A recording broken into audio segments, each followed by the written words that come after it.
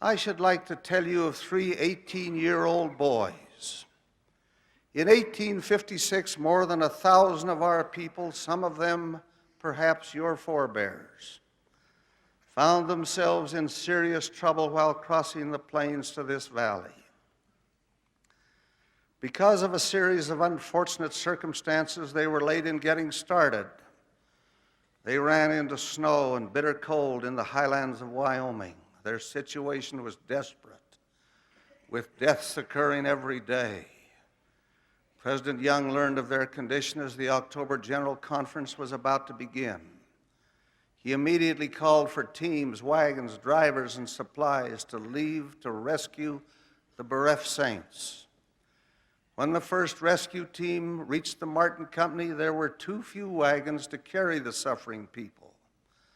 The rescuers had to insist that the carts keep moving. When they reached the Sweetwater River on November 3rd, chunks of ice were floating in the freezing water.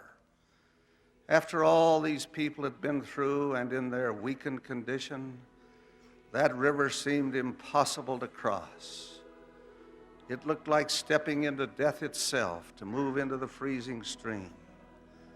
Men who had once been strong sat on the frozen ground and wept, as did the women and children.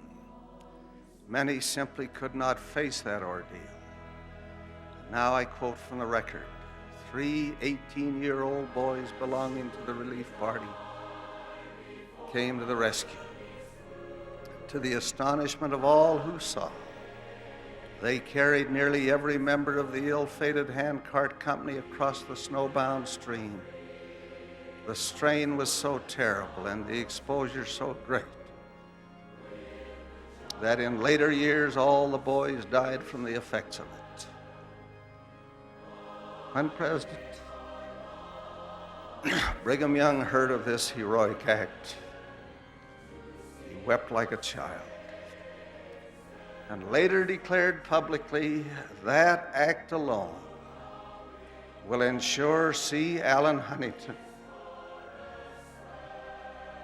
George W. Grant, and David P. Kimball an everlasting salvation in the celestial kingdom of God, worlds without end.